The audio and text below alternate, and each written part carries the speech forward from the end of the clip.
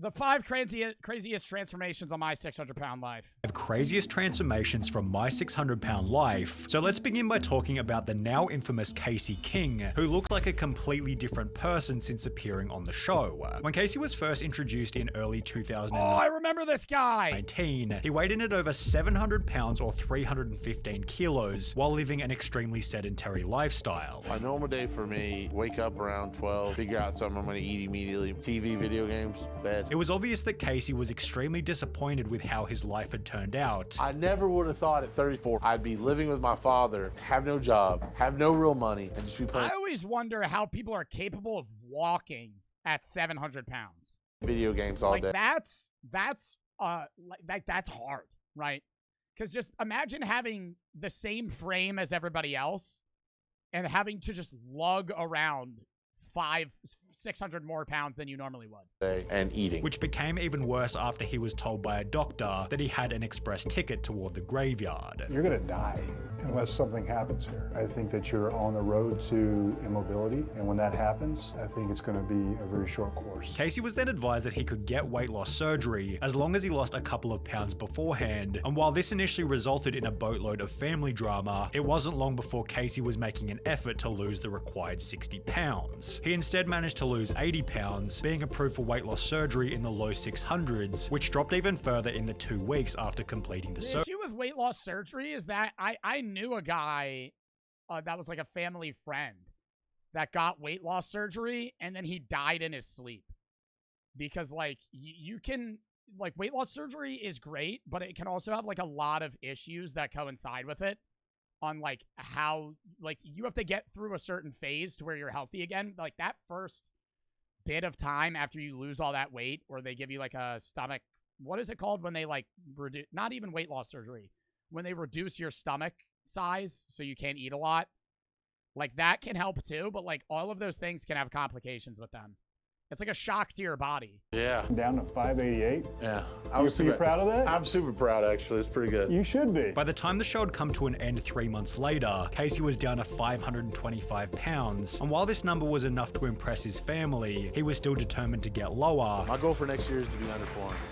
Ultimate dream, 250. Leading Casey to create his own YouTube channel. I mean, even if he was in low 3s, that's still livable. Which he began to document his progress. I just want to make these videos to let people know real quick how I'm doing, because there's so many people want constant updates or whatever. Almost down 250 pounds. I go to the gym 3 times a week to swim. With every video, Casey's face was looking slimmer and slimmer, and by October 2019, only 10 months after the show had come It always sucks though, after they lose the weight, they have to get skin surgery because they have so much extra skin.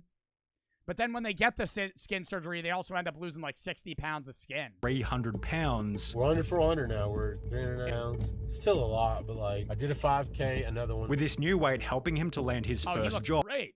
in over 10 years. We have a job now. We are essential. We are employed. We now work for the great company of Home Depot. By the end of 2020, Casey was wearing a double XL t-shirt as he was now under 300 pounds. We got on the scale a couple days ago. It said 290. That's the lowest we've ever seen. Which, in combination with a front page Reddit post, gave Casey the motivation to get even lower. Wow, that's great. Dude, that's an insane transformation.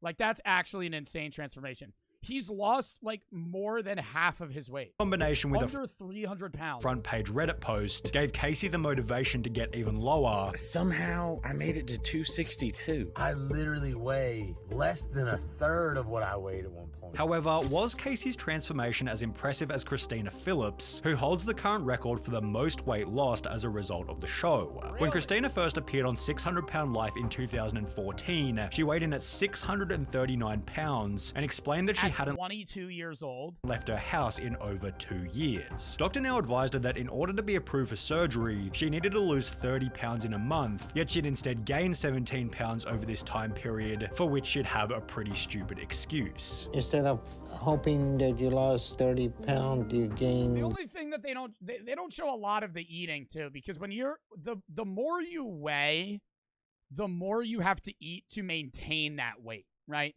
Like when you bulk, like I used to bulk a lot. Now I've kind of just maintained the same weight for like 34 years, right? But if you want to gain 20 pounds, you have to eat that amount to gain the 20 pounds. And then you have to continue eating a larger amount than you were when you were 20 pounds less to maintain that weight, right? It's not like you gain weight and then just eat 2,500 calories a day and you'll maintain that weight, right? Like if you're 600 pounds, you're not eating 2,500 calories a day to maintain 600 pounds. You're eating 6,000 calories a day to just maintain that weight. Then to gain that weight, you're eating even more, right? Because your body is always wanting to lose, like to burn fat, burn weight, right? So if you're just holding more weight, you always have to eat more to just maintain the weight that you have, or else you'll lose it, even if it's muscle. That's why bodybuilders have to eat so much. Because if they don't eat, if they, like the strongmen that weigh 400 pounds and they're 6'10", they're eating 7,000 calories a day. Number one, because they're working out a lot. Number two, if they don't eat that, they'll lose the muscle. 17 pounds. What happened there?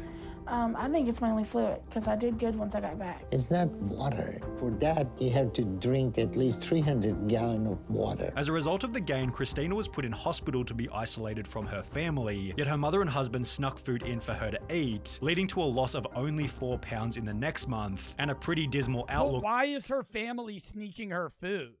You know? Like, why wouldn't they, like, just lean into the, yeah, you need to get, like, better, right? On her potential to make a transformation. However, approximately at the end of the day, it's a food addiction, right?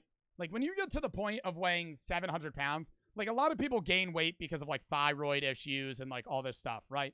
But like if you're at the point where you weigh 700 pounds, right? You are addicted to food, right? Like it's the same thing as a drug addiction, right? And the reason food addictions are so hard to get over is because food is something that you're required to do, right? Where like if you're an alcoholic and you're addicted to drinking alcohol, you can stop, right? Now it's going to take time for you to stop, but you can stop drinking forever at some point, right? You get unaddicted from alcohol, you just never drink again, right? If you're addicted to food, you have to eat to survive, right? So you have to feed into your addiction. You have to just maintain that addiction, right?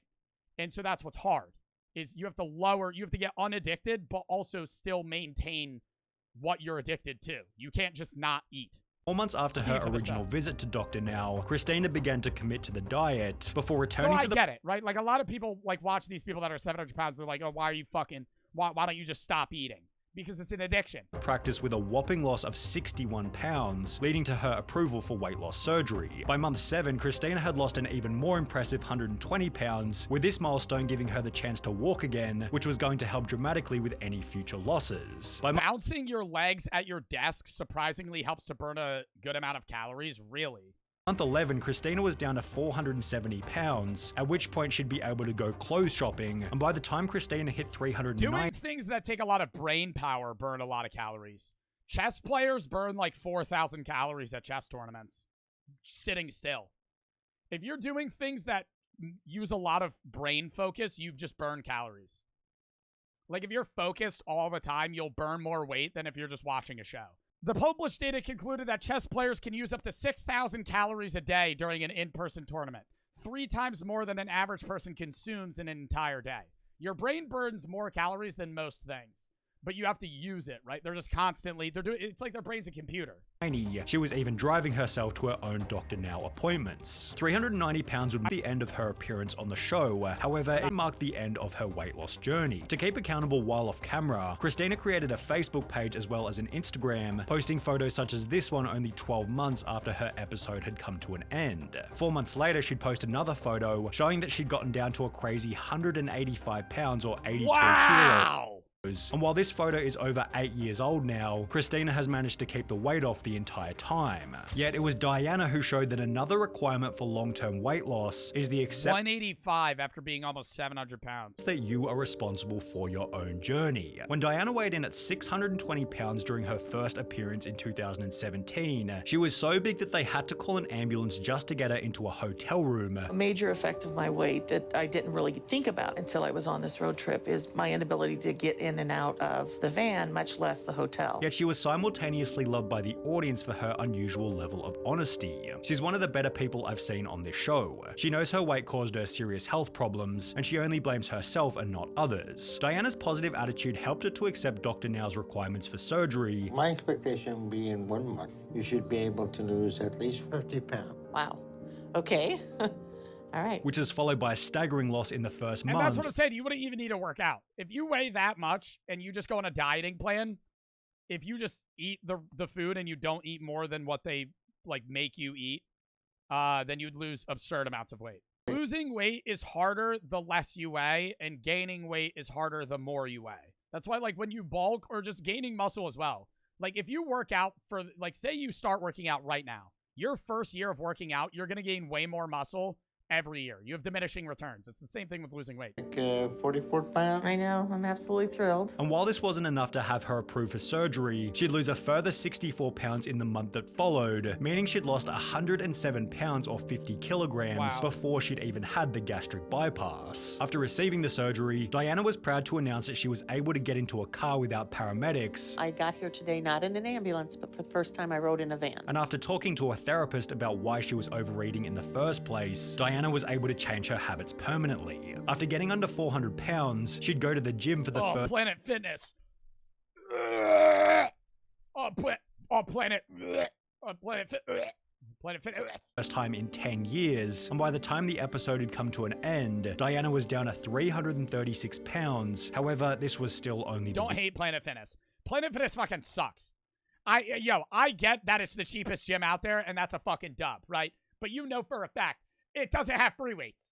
They have free weight dumbbells, and they don't have a fucking squat rack. beginning. Within a year, TLC confirmed on their Facebook page that Diana had gotten down below 200 pounds, making her unrecognizable in comparison to the start of the show. However, if we're talking about unrecognizable before and afters, then it's almost impossible to go past Justin McSwain. When Justin first appeared on 600 Pound Life at a weight of 687 pounds, he couldn't even bear to look himself in the mirror, yet he'd also state that the only time he felt relief from the stresses of life was when he was consuming food. So what I do to deal with that and make all that go away is I keep eating. Food keeps all the pain and misery away, so I never really stop. It's the only way I can deal with it all. His depressing outlook on life led to the choice that he was going to make a change, yet reaching Dr. Now was almost impossible as he couldn't even fit into the car they rented. When they would eventually reach the surgeon, Justin was given 2 months to achieve a pretty daunting loss. I want to see 100 pounds weight loss in that time. And I wanted to start exercising for at least 30 minutes a day. And while he couldn't quite lose 100 pounds in 2 months, he was approved for surgery with a loss of 92 pounds, which was followed by a further mind-blowing loss of 86 pounds while waiting to go under the knife. Yet this was apparently only the beginning, as within only months of the surgery, Justin was down to 395 pounds, earning him a dedicated YouTube upload given Dr. Now's astonishment. That's almost loss of 200 pounds in a year. That's excellent. You're doing great. Justin concluded the episode with 350 pounds of body weight and a tattoo to celebrate the journey, although it might have been this— Honestly, though, 330 pounds is like, I mean, like, it's overweight, but that's still, like, you're not morbidly obese, right? You're, like, 300 pounds, like, he can do everything. He can go on rides, he can drive a car, he can fly on a plane. It's like, it's not, like, he's at the point now where he can live. Right. His fridge that motivated Justin to go even I would lower. say He never overweight. gave out any weight numbers on Instagram. However, photos such as Wow, this he one looks like a different fucking person. posted months after the show went live made it clear that he was keeping up the grind. In January 2021, Justin showed the world that he Is it having a BMI of 40 average? Dude, BMI is the biggest bullshit fucking way to determine if you're overweight or not. BMI is body mass index, and it just goes off of height, weight, and age. Like, BMI, the real determining factor of if you're overweight is body fat percentage, right? Because if you're 300 pounds and 6'5", but you're fucking shredded to the gills, your BMI is going to say you're morbidly obese, right? But you're fucking not. You're fit. You're in great shape, right? At the end of the day, it's body fat percentage. How much of your weight is fat is whether or not you're obese. kept the weight off by placing his entire body in his old pants. If you're a man and I have 13% body fat right now, 12, 13%. Lowest I ever had was like 10.5, 11, right? And that was like senior year when I took like lifting like mad serious, right? Senior in high school. I'm going to senior in college now. But 30% in men is obese. Or no, women is 30%. Men, it's 25. Women naturally have more body fat. with this achievement giving him the chance to meet Diana and Christina, who we covered just prior. Fast Bro, food. anybody remember that one show? What was that one show where you had to fucking lose weight, and if you didn't lose enough weight, you were kicked off the show? Biggest Loser. That show sucked because near the end, yeah, America's Biggest Loser. Near the end, the final contestants were in such good shape that, like, losing weight was, like, impossible. Because at the start, yeah, everybody weighed 500 pounds, 400 pounds. But it was a fucking 6-month show. Near the end, you're 200 and you're fucking actually in pretty good fucking shape.